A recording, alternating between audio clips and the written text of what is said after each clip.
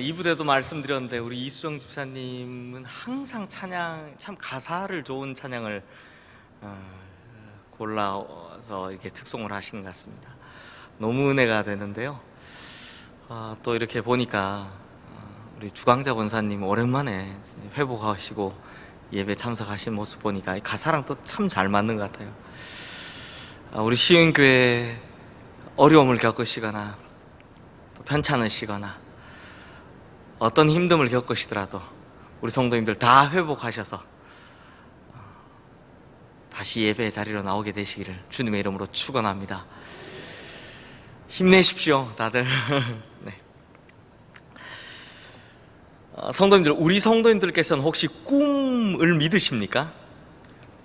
평소에 주무시면서 꾸시는 꿈, 이게 잘 맞지 않는 편이라서 전혀 신뢰하지 않은 분도 계시고요, 반대로 아주 신통방통하게 잘 맞추시는 분도 계시더라고요. 그런데 성도님들, 성경에 보면 이 성경이 완성되기 전인 구약시대에는 하나님께서 사람들에게 자신의 뜻을 전달하는 계시의 수단으로 꿈을 자주 사용하시기도 하셨습니다. 하지만 성경이 완성된 이후로는 더 이상 하나님께서는 꿈을 통해 막 직통 계시 이런 걸 하실 필요가 없어지셨죠.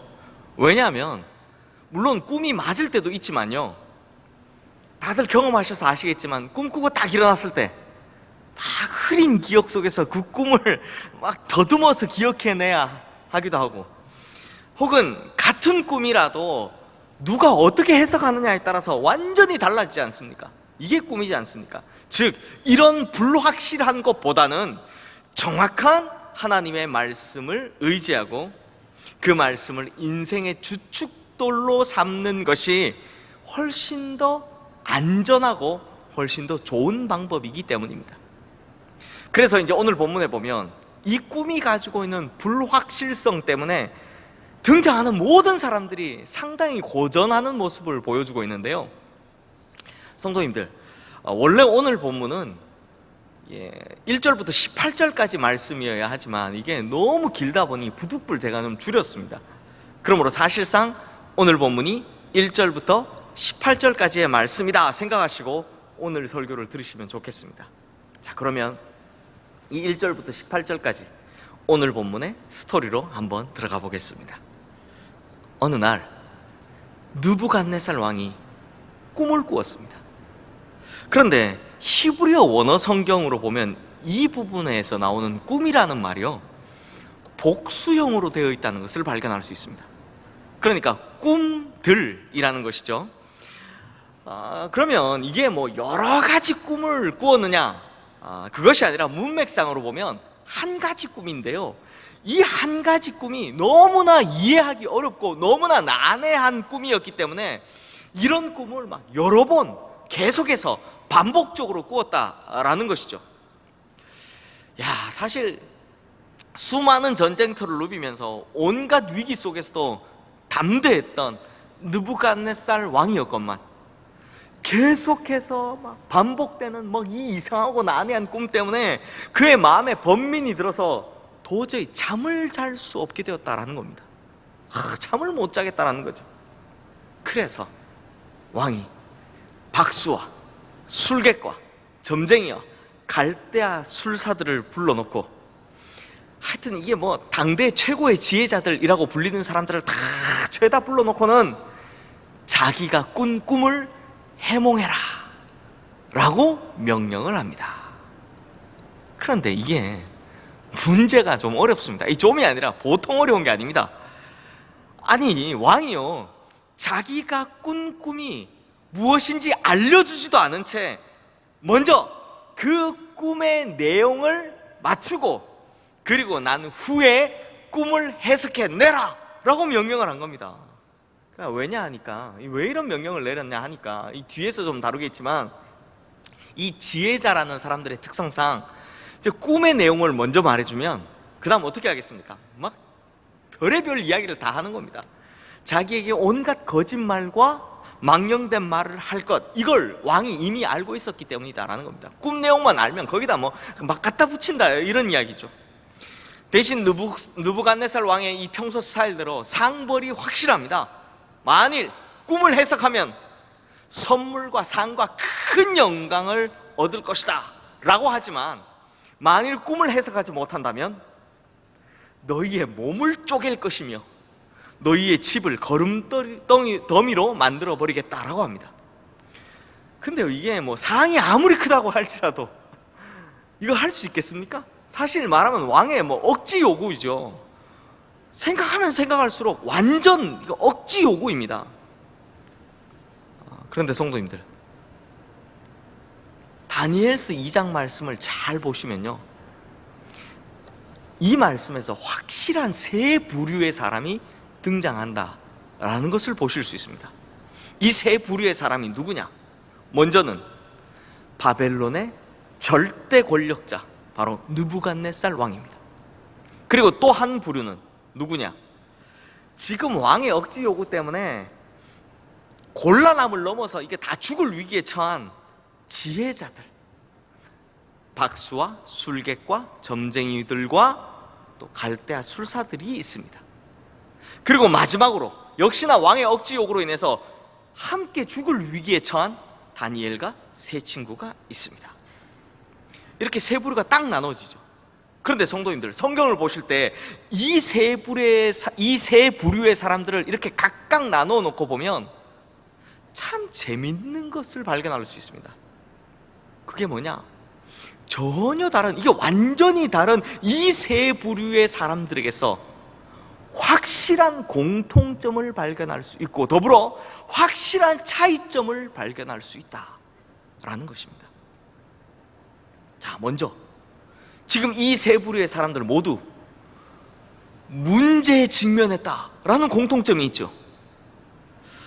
우리 성도님들 혹시 고통 총량 불변의 법칙이란 말 들어보신 적 있으십니까? 고통 총량 불변의 법칙. 이게 무슨 말이냐면 이 세상 어떤 사람도 예외 없이 우리 모두가 당해야 하는 고통의 양은 일정하다라는 것입니다. 이게 뭐 먼저 당할 수도 있고요, 뭐 뒤에 당할 수도 있지만 모두가 당해야 되는 고통의 양은 일정하다라는 말이 바로 고통 총량 불변의 법칙입니다.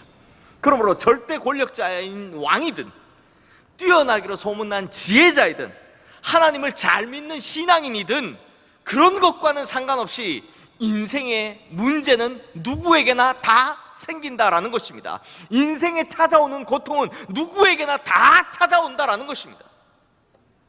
그렇다면 이게 공통점이라면 뭐가 차이점이겠습니까? 이 문제를 과연 어떻게 해결해 나가느냐, 이 고통을 어떻게 풀어나가느냐, 바로 여기서 차이가 나는 거죠. 여기서 차이가 확연하게 드러나는 것입니다. 자, 그러면 이런 걸 생각하시면서 한 명씩 한번 살펴보도록 하겠습니다. 먼저 첫 번째 인물, 당대 최고의 권력을 가진 바벨론 왕 느부갓네살입니다. 사실 이 당시에 보면 세계 최고의 권력자 아닙니까? 그냥 말 한마디면요, 수백, 수천, 아니 수만 명의 사람의 생명을 좌지우지할 수 있을 만큼의 절대적인 권력자였습니다. 대단한 권력자이죠.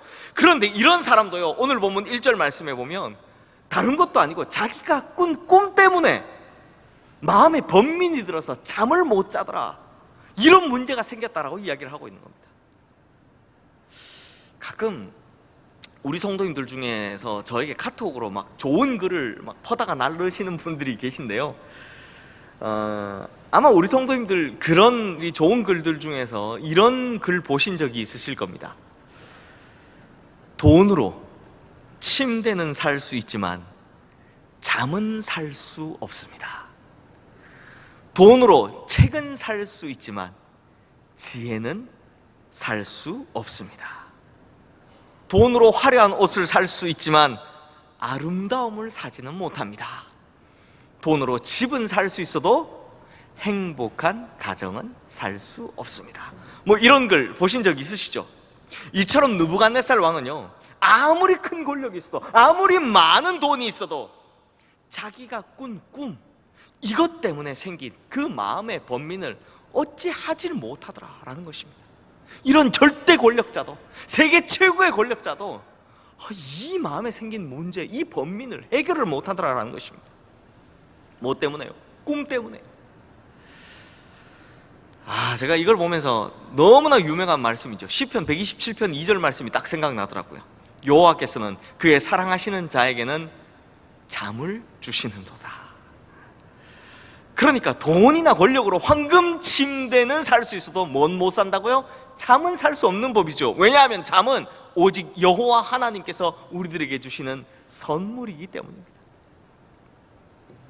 자, 그럼 두 번째 부류, 박수와 술객과 점쟁이와 갈대아 술사들 같은 이들, 이 사람들은 사실 당대 최고의 지혜자들입니다. 그런데 성도님들, 앞서 제가 이 사람들에 대해서 뒤에서 좀 설명을 드리겠다라고 말씀을 드렸는데요, 사실 이들에 대해서는 조금이 아니라 좀 많이 설명해야 될 것이 있습니다. 한번 잘 들어보십시오. 먼저 2절 말씀에 나오는 이 박수와 술객과 점쟁이와 갈대아의 술사들, 대체 이들이 누구냐 하면요, 성도님들, 원래 이들은 왕의 측근에서 존재하는 학자들과 자문위원들, 그러니까 겉보기에는 참모와 비슷한 역할을 하던 사람들이었습니다. 그러니까 왕에게 정책이나 이게 책략들을 자문하는 사람들이라는 것이죠.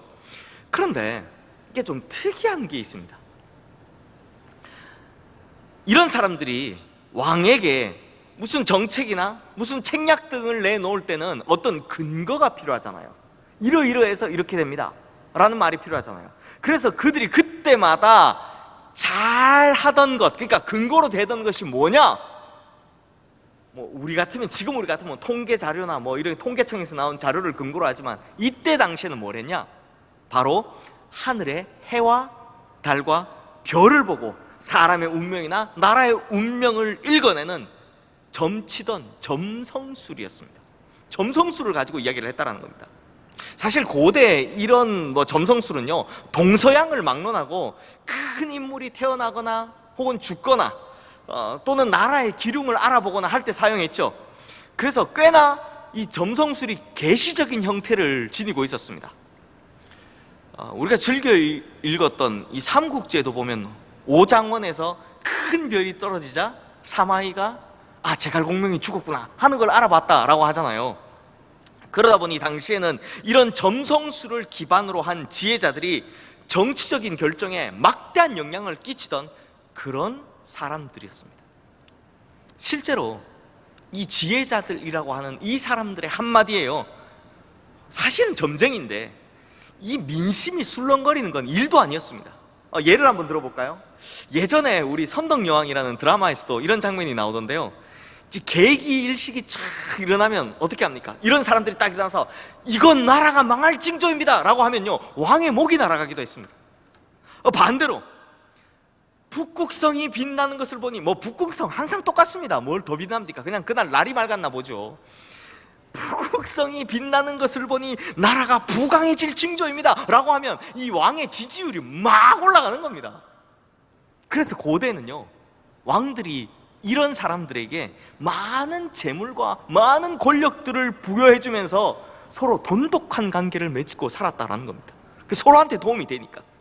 그러니 지금 왕 앞에 불려온 이 박수와 술객과 점쟁이와 갈대아 술사들, 이들은요, 사실 선대왕 시절부터 마치 악어와 악어새처럼 대대로 공생관계를 맺어서 호의호식하면서 온갖 권세를 다 누리던 사람들이다라는 것입니다. 요런 사람들이다. 그런데 새로운 왕 느부갓네살은 이게 완전히 다른 사람인 겁니다. 단번에 꿈을 맞추고 꿈을 해석해라 라고 하면서 무슨 말을 하냐? 너희들의 영적인 실력을 내게 보이라 라고 이 명령을 하는 겁니다. 너희들 실력을 보여봐라. 사실 이 명령은요, 그들의 영적인 실력, 그들의 미천을 완전히 다 드러내는 거고, 그들의 영적인 실력이 없다는 걸 완전히 발가벗기는 그런 명령이었다라는 겁니다. 그리고서 뭐라고 하냐? 너희들이 영적인 실력을 보이지 못할 때 너희들의 몸을 쪼갤 것이다 라고 합니다. 이건요, 실제로 당시 바벨론에서 시행되던 사형 방법으로 문자 그대로 이 사지를 잘라 죽이는 이걸 이야기하는 겁니다. 지난주 우리가 환관장의 고백을 들었죠. 왕이 두렵다라고 했던 이것에서, 그 고백에서 보았던 것처럼 왕의 잔혹함을 익히 보아왔던 이 바벨론의 지혜자들도 야, 왕이 하는 저 말, 저 허투루 하는 말이 아니다라는 것을 확실히 알았을 겁니다. 그러므로 성도님들, 앞서 돈과 권력이 느부갓네살 왕에게 좋은 침대는 줄지언정 잠은 주지 못했던 것처럼 바벨론의 지혜자들이라고 자부했던 그들에게 지금 생사가 오고 가는 이 순간, 그들이 지금까지 자랑해온 그 대단한 지혜와 지식들이 결코 그들을 구원해내지 못하더라라는 것입니다. 그러므로 성도님들, 느부갓네살 왕과 이 바벨론의 지혜자들이 보여주는 공통점이 무엇입니까? 자신들이 가진 권력이나 혹은 재물이나 지식, 지혜, 그것이 아무리 많다 한들 인생에 찾아오는 문제들의 근본적인 해결책을 찾아내지 못하더라라는 것입니다. 자, 그런데 성도님들, 이게요, 쥐도 궁지에 몰리면 고양이를 문다고, 우리가 이대로 가다간 살아남기 어렵겠다라는 걸 직감한 이 지혜자들이 왕 앞에서 싹싹 빌던 이전까지의 태도와는 180도 다르게 완전히 다른 모습을 보여줍니다. 오늘 본문 말씀을 쭉 보시면요, 자기가 꾼 꿈의 내용도 알려주지 않으면서 그 꿈의 내용을 맞추고 해석도 해내라 라고 억지 요구를 하는 이 왕에게, 아니 내용이라도 좀 알려주시면 저희가 어떻게든 해석해 드릴게요 라고 몇 번씩이나 간청하던 이 지혜자들이요, 이대로는 도저히 안 되겠다 싶었는지 이 절체절명의 순간 갑자기 진짜 지혜로운 자의 모습을 보여줍니다. 이 순간 이들이 뭐라고 했는지 오늘 본문 11절 말씀 우리 함께 읽어보겠습니다. 왕께서 물으신 것은 어려운 일이라 육체와 함께 살지 아니하는 신들 외에는 왕 앞에 그것을 보일 자가 없나이다 한지라. 이 말씀이 바로 오늘 본문 말씀의 핵심인 거죠. 뭐라고 했습니까? 육체와 함께 살지 아니하는 신들 외에는 왕 앞에 그것을 보일 자가 없다. 다시 말해, 바벨론에 수많은 신들이 있지만 이 신들보다 훨씬 더 위대한 신 말고는 그 꿈을 왕에게 보여줄 리가 없습니다 라고 이번에 아예 대놓고 항변을 한 겁니다. 그러니까 왕께서 요구한 걸 하시기에는 자신들이 알고 있는 이 바벨론 신들의 영적인 실력이 그것에 미치지 못한다 라는 고백을 하는 겁니다. 형편없다라는 거죠. 영적인 실력이 없습니다 라는 걸 이야기하는 거죠. 이건 뭐 스스로 자기들과요, 또 자기들이 믿던 신들이 가짜다 라는 것을 완벽하게 인정해 버리는 것이죠. 우리 신은 그런 능력이 없어요. 우리 신은 신이 아니죠. 가짜니까요 라는 이야기를 하고 있는 겁니다. 자, 그렇다면 성도님들, 이제 이 문제 누가 해결하실 수 있겠습니까? 바벨론의 그 많은 가짜 신들보다 훨씬 더 위대하신 분, 진짜 신, 바로 우리 하나님이시죠. 우리 하나님밖에 이 문제를 해결할 리가 없습니다.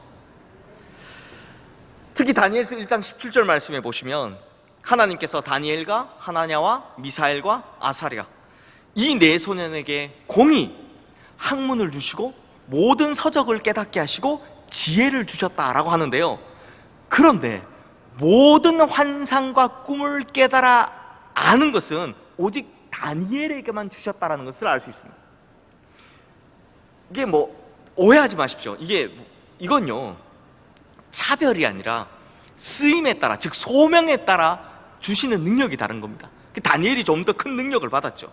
그러므로 하나님께로부터 환상과 꿈을 깨달아 아는 특별한 영성까지 부여받은 이 다니엘, 하지만 이 다니엘 역시 지금 왕이나 지혜자들과 똑같은 어려움 속에 빠져 있습니다. 오늘 보면 13절 말씀에 보시면 다니엘과 세 친구 역시 이 왕의 억지 명령으로 인해 똑같이 죽임을 당하게 생겼다라고 하고 있기 때문입니다. 즉 하나님께 특별한 능력을 부여받은 다니엘이라고 해서 인생의 문제나 고통의 문제, 그것이 피해가지는 않더라라는 것입니다. 그러니 성도님들, 아무리 하나님을 잘 믿는 신앙이라 할지라도 인생의 문제는 반드시 찾아오는 법입니다. 인생의 위기는요, 피할 수 없는 법입니다. 아무리 하나님께 큰 은혜를 입은 사람이라 할지라도, 아무리 하나님께 큰 능력을 부여받은 사람이라 할지라도, 그리고 하나님께 정말 큰 축복을 받은 사람이라 할지라도, 모두 다 인생의 큰 문제는 반드시 찾아온다라는 것입니다. 이건 뭐 공통이라는 거죠.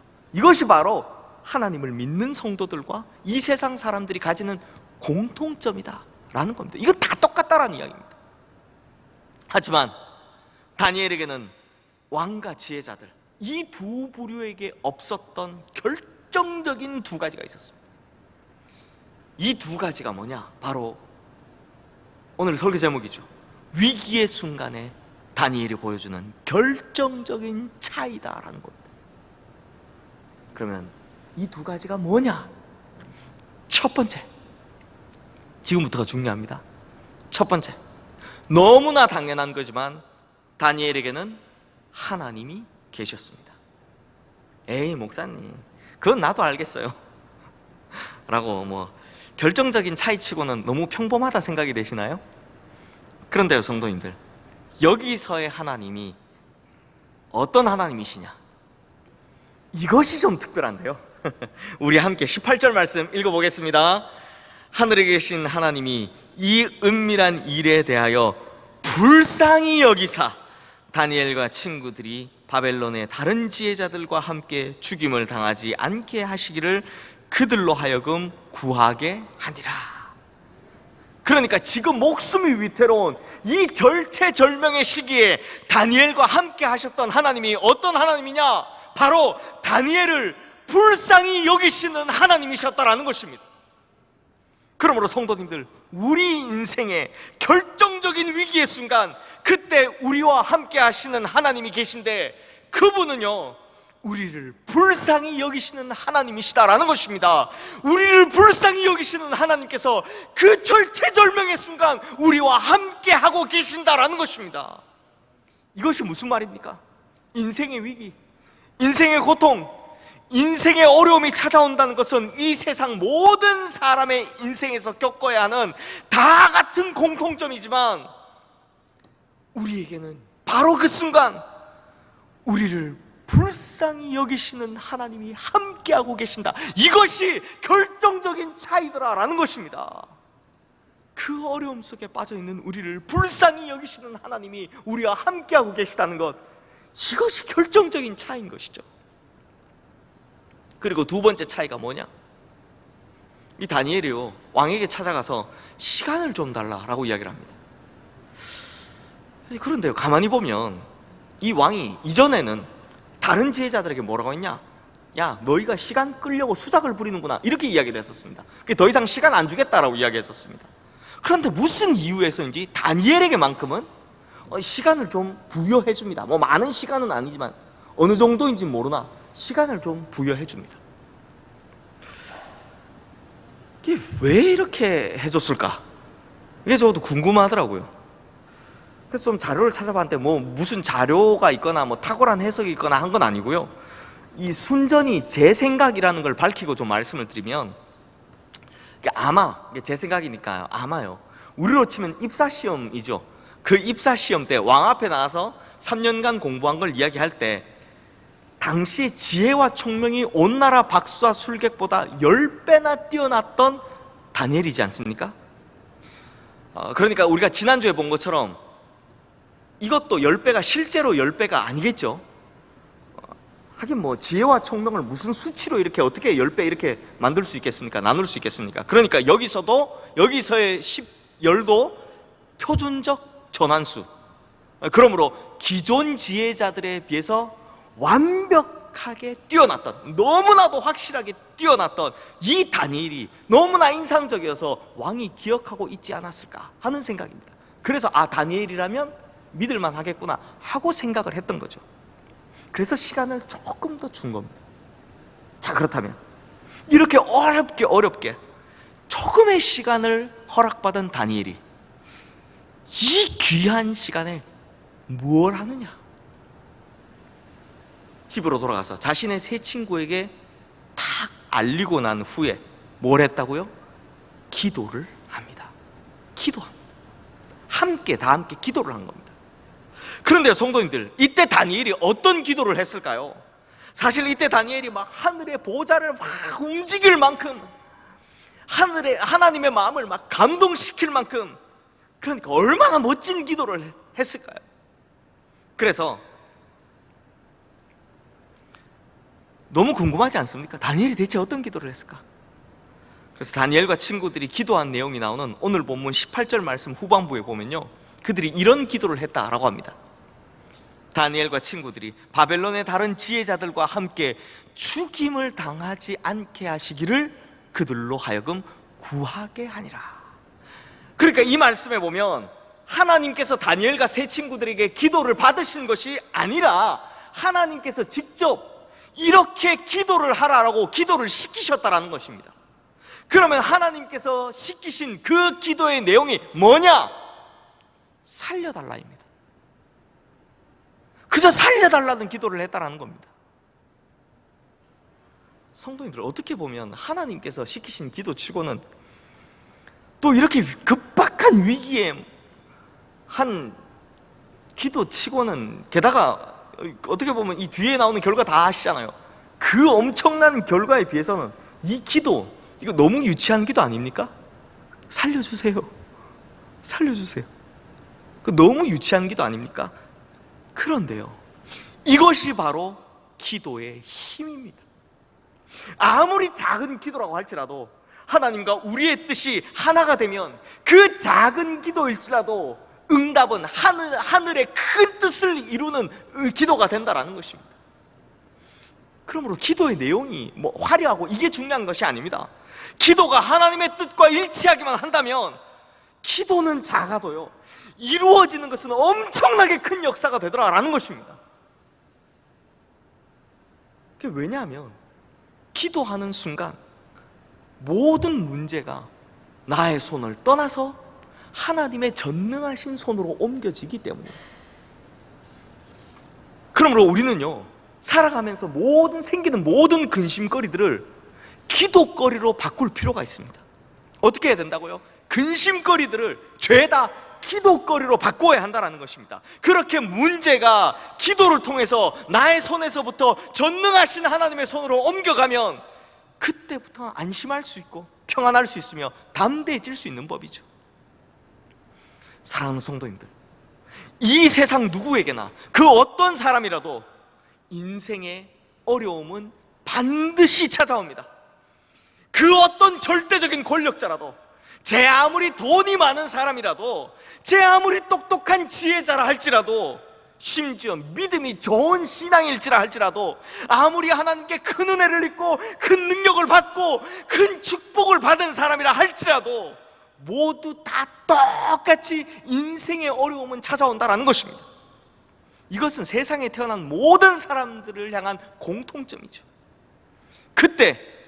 바로 그때 믿는 우리들에게 이 다른 사람들과의 차이가 있다면 바로 우리를 불쌍히 여기시는 하나님께서 함께 하신다는 것과 우리가 그런 하나님께 기도할 수 있다는 이 두 가지인 것입니다.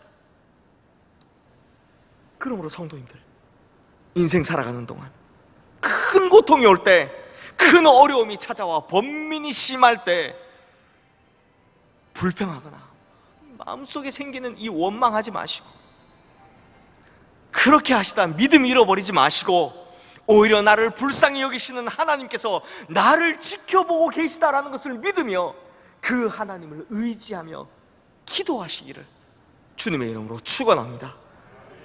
이 차이가 우리에게 드러날 때, 그때 우리 하나님께서는 다니엘을 그 급박하고 어려운 위기 속에서 능히 건져내어 주신 것처럼 우리 성도님들 또한 그 어려운 급박한 위기 속에서 하나님께서 능히 건져내어 주실 줄로 믿습니다.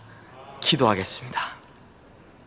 하나님 아버지, 하나님께서 만드신 창조 질서 안에서 태어난 모든 인간은 이 세상의 많은 것들로부터 시험당하고 고통당하며 괴로워할 수밖에 없음을 압니다. 하지만 하나님을 믿는 우리에게 이 세상 사람들과 차이를 만들어낼 무기 또한 주심을 압니다. 그러므로 이제 나를 불쌍히 여기시는 하나님의 도우심을 바라고 그 하나님께 간절히 기도함으로 그 어렵고 급박한 위기를 돌파해 나가는 우리 성도님들 다 되게 하여 주시옵소서.